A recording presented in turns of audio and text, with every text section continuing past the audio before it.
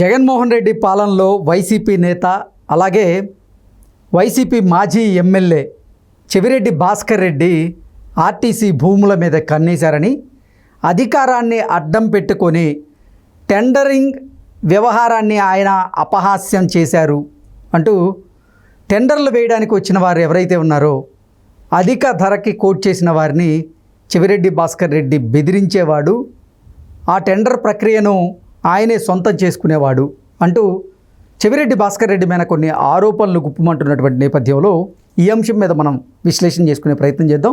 ప్రస్తుతం మనతో పాటు ఉన్నారు ప్రముఖ సీనియర్ జర్నలిస్ట్, ప్రముఖ రాజకీయ విశ్లేషకులు దుర్గా వడ్లమణి గారు. వారితో మాట్లాడుతాం. దుర్గారు నమస్తే. నమస్తే.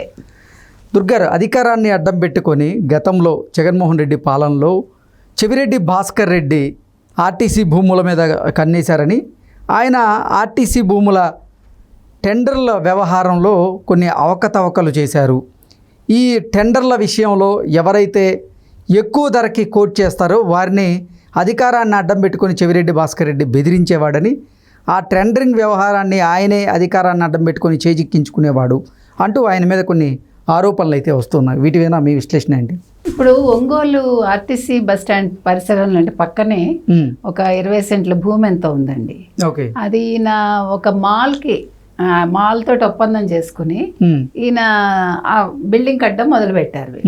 సో అక్కడ ఎమ్మెల్యే అక్కడ జనసేన అభ్యర్థి ఎవరైతే ఉన్నారో రియాజ్ అని ఆయన అభ్యంతరం తెలిపారు. దాన్ని తెలిపాక దీని మీద మొత్తం విషయం బయటకు వచ్చింది మనకి. ఇట్లా 70 ప్రాంతాల్లో ఈయన ఇట్లా టెండర్లు రాష్ట్ర వ్యాప్తంగా ఉన్న 70 ప్రాంతాల్లో కూడా చెవిరెడ్డి భాస్కర్ రెడ్డి గారు అసలు టెండర్ ప్రక్రియను ప్రారంభించే వాళ్ళని అధికారులతో, తర్వాత ఎవరైనా అధిక ధర గనక కోట్ చేయడానికి వస్తే ఈ టెండరింగ్ ప్రక్రియలో వాళ్ళని బెదిరించేవాడని, ఆ టెండరింగ్ వ్యవహారంలో అతనే వేలు పెట్టి మొత్తం చూసుకునేవాడు అంటూ ఆయన మీద ఆరోపణలు అయితే వస్తున్నాయి. ఏంటి, నిజంగా బెదిరింపులకు పాల్పడ్డాడు? అంటే ఇప్పుడు ఈ ఆర్టీసీ భూములన్నీ కూడా చాలా కాస్ట్లీ భూములు కదండి. సో అందుకని ఈయన ఏం చేశాడంటే ఆర్టీసీ భూములు ఎక్కడున్నాయో చూసిన ఒక 70 ప్రదేశాల్లో అనమాట మొత్తం టెండర్లు ఆహ్వానిస్తారు కదా. ఆహ్వానించినప్పుడు ఎవరైతే ఎక్కువ కోట్ చేస్తారో వాళ్ళని బెదిరించారు, వాళ్ళు టెండర్లో పాల్గొకుండా చేశారు. అంటే వాళ్ళు ఇప్పుడు ఈ ఒంగోలుదే ఉందనుకోండి ఫర్ ఎగ్జాంపుల్, నెలకి 1,80,000 రెంట్ అనమాట. సో దాన్ని ఈయన 2.5 లక్షలకి అంటే 2.5 లక్షలకి కొడుకు పేరున తీసేసుకున్నాడు ఈయనని. అంటే ఇప్పుడు ఈ మొత్తం ఈ టెండర్ ప్రక్రియలు ఏవైతే ఉన్నాయో అవన్నీ కూడా ఈయనే చేజిక్కించుకున్నారు. ముఖ్యంగా కొడుకు పేరుతోటే అన్నీ ఉన్నాయి. సో ఇప్పుడు ఈయన చేసిన అక్రమం ఏంటంటే అసలు ఆర్టీసీ ల్యాండ్స్ పోనీ అంటే ఆయన చెప్పిన విషయం ఏంటంటే ఇక్కడ మనకి ఆదాయం వస్తుంది ప్లస్ అభివృద్ధి జరుగుతుంది. అంటే ఇప్పుడు మాల్స్ అవి పెడితే అంతే కదా, రెంట్ వస్తుంది ఓ పక్క ప్రజలకి కావాల్సినవన్నీ ఒక చోట అమరుతాయని ఏమైనా ఒక ఆలోచన కావచ్చు. అంతవరకు బాగుంది. కానీ ఎప్పుడైతే ఇప్పుడు దీన్ని తను సొంతం చేసుకున్నాడో, ఇప్పుడు ఒక డాక్టర్ ఉన్నారట, ఒక మహిళ ఒక ఆవిడ ఉన్నారట, అలాంటి వాళ్ళని బెదిరించి వీళ్ళు సో ఎక్కడికక్కడ బెదిరింపుల ప్రక్రియ ఇది మనం ఫస్ట్ నుంచి చెప్పుకుంటుంది అదే కదా. చెవిరెడ్డి కావచ్చు, పెద్దిరెడ్డి కావచ్చు, వీళ్ళందరూ బెదిరింపులే కదా. ఇప్పుడు సక్రమంగా మీరు ఏమైనా చేయండి, కానీ ఒక ఎమ్మెల్యేగా ఆ రోజుల్లో ఉండి మీరు ఈ రకంగా చేయటం తప్పు కదండి. అది ఏ పార్టీ అని కాదు, వీళ్ళు వైసీపీ వాళ్ళ ఇంకొకళ్ళ మనకు అనవసరం. కానీ ఒక ఎమ్మెల్యే స్థాయి మనిషి ఇలా బెదిరింపులకు పాల్పడి మొత్తం అన్ని నేనే చేజిక్కించుకోవాలి, మొత్తం అంతా నేనే బాగుపడాలి అనుకుంటే సామాన్య మానవుడు ఏమైపోతాడు? ఇవన్నీ వీళ్ళు ఆలోచించట్లా. ఇప్పుడు వైసీపీలో జరుగుతున్నది ఇదే, జరిగింది ఇదే. వాళ్ళు నష్టపోయి ఈరోజు ఓట్లు తెచ్చుకోకపోవటానికి కూడా కారణం ఇదే. ఈ బెదిరింపుల వల్ల ప్రజలు అసలు తిరగబడ్డారు ఒక రకంగా. అంటే ఓటు ద్వారా వాళ్ళ కోపాన్ని చూపించారండి. సో ఇది చేజేతిలో చేసుకున్నదే వాళ్ళందరూ కూడా. ఇప్పుడు ఒక్కొక్కటి ఇంకా బయటకు వస్తున్నాయి కదా, మనం చూసాము. జగన్మోహన్ రెడ్డి గారి ప్యాలెస్లు చూసాము, మళ్ళీ మొన్న ఇంకో ప్యాలెస్లు బయటకు వచ్చాయి. ఇంకా ఆయన మొత్తం ఎన్ని జిల్లాల్లోనూ ఇట్లా కట్టించుకుంటున్నారని మనం విన్నాము. సో వన్ బై వన్ ఇంకా ఎన్ని వస్తాయో మనం చెప్పుకున్నదే జరుగుతోంది అక్కడ. మనం ఆల్రెడీ కూటమి రాగానే మనం ఏం చెప్పామంటే, కూటమి రాకముందు చెప్పాము, వచ్చాక చెప్పాము.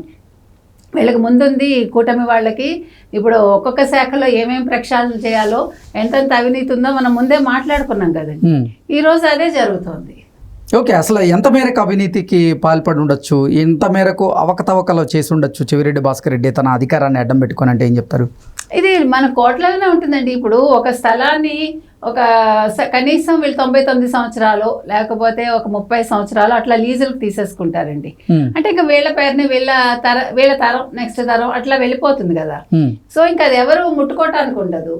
దాని మీద వచ్చే ఆదాయం వీళ్ళకి వస్తుంది కదా. అది మీరు లెక్క కట్టండి, మన లెక్క కూడా అందదు. అది కోట్లలోనే ఉంటాయి అవన్నీ కూడా.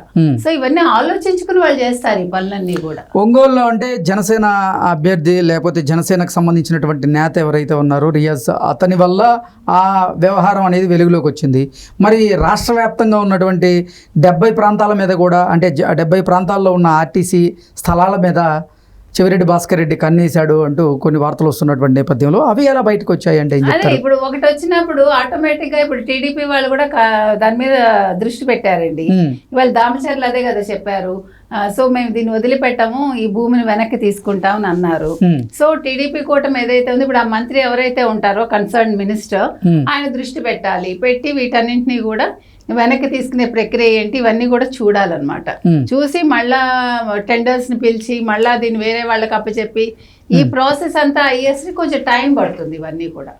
సో ఏది ఏమైనా ఇప్పుడు ఒక స్టార్టింగ్ అనేది అంటే ఇప్పుడు ఒక ప్రారంభం ఇది ఈ అవినీతి మీద.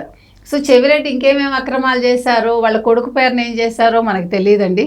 సో అవన్నీ కూడా బయటకు వస్తే అప్పుడు దాని మీద చర్యలు ఉంటాయి. ఎటువంటి చర్యలు తీసుకునే అవకాశం ఉంది ఒకవేళ కనుక చెవిరెడ్డి భాస్కర్ రెడ్డి నిజంగా అవినీతికి పాల్పడ్డాడు, ఈ వ్యవహారాల్లో అక్రమాలకు పాల్పడ్డాడు అని తెలిస్తే ఎటువంటి చర్యలు ఉండే అవకాశం ఉంది? మనకి సెక్షన్స్ తెలియదండి, సెక్షన్స్ అయితే తెలీదు, కానీ డెఫినెట్గా ఆయన మీద కేసులు పెడతారు. కేసులు ప్రూవ్ అయితే జైలుకి వెళ్ళాలి. ఇవన్నీ లాంగ్ ప్రాసెస్, ఒక రోజులో జరిగేవైతే కాదు. వాళ్ళకి టైం ఎలాగా వాళ్ళు తీసుకుంటారు. ఏదేమైనా ప్రక్షాళన అయితే జరగాలండి. కక్షలు కార్పణ్యాలు ఎవరి మీద అవసరం లేదు. న్యాయబద్ధంగా చట్టబద్ధంగా వాళ్ళు ఏం చేయగలరో చెయ్యాలండి అంతే. జగన్మోహన్ రెడ్డి హయాంలో ఇచ్చినటువంటి టెండర్లు ఏవైతే ఉన్నాయో, వేసినటువంటి టెండర్లు, వీటిని మళ్ళీ రీటెండరింగ్ చేసేటువంటి ప్రక్రియ జరగబోతుందా? అవి క్యాన్సిల్ చేయబోతున్నారా అంటే ఏం చెప్తారు? ఖచ్చితంగా చేస్తారు కదా. It's a matter of time. Maybe నెల కావచ్చు, 2 నెలలు కావచ్చు. మొత్తం ఇవన్నీ ప్రాసెస్ చూసుకుని ఎక్కడెక్కడ జరిగాయి వాటి మీద విచారణ చేసి అధికారులతోటి మాట్లాడి, అప్పుడు అధికారులు ఇప్పుడు ఉన్నారా, కొనసాగుతున్నారా లేదా, వాళ్ళని తీసేయాలి. ఇప్పుడు అధికారులతో కూడా ఉంటుంది కదండి. ఇప్పుడు అధికారులు తప్పు చేశారంటే బికాజ్ ఆఫ్ ఎమ్మెల్యే కదా, వాళ్ళు ఒత్తిడికి లొంగి చేస్తారు. చేసినప్పుడు ఎవరెవరు చేశారు, ఇందులో ఇన్వాల్వ్మెంట్ ఎవరెవరిది ఉంది, ఇవన్నీ బయటకు వచ్చేసరికి ఇవంతా టైం పడతాయి. ఓ నెల పట్టచ్చు, 2 నెలలు పట్టచ్చు. ఎప్పుడు పట్టినా కూడా చట్టపరంగా చర్యలు అయితే తీసుకోవాలండి. ఎవరిని వదలకూడదు. ఇప్పుడు ఎవరు చట్టం ముందుకు పెద్దవాళ్ళు కాదు, గొప్పవాళ్ళు కాదు. కాబట్టి తెలుగుదేశం ఆల్రెడీ మేము చూస్తాము అన్నారు, జనసేన కూడా చూడాలి అని అంటున్నారు, ఈవెన్ బీజేపీ కూడా అన్నారు. కాకపోతే ఏది జరిగినా కూడా